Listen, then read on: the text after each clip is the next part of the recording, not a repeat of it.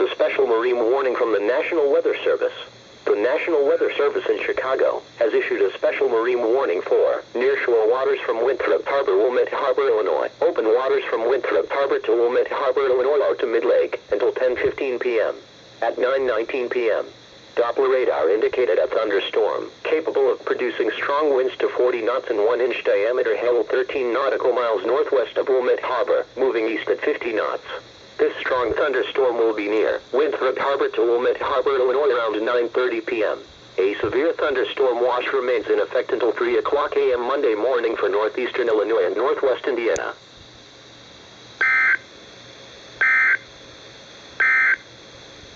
The following is a special weather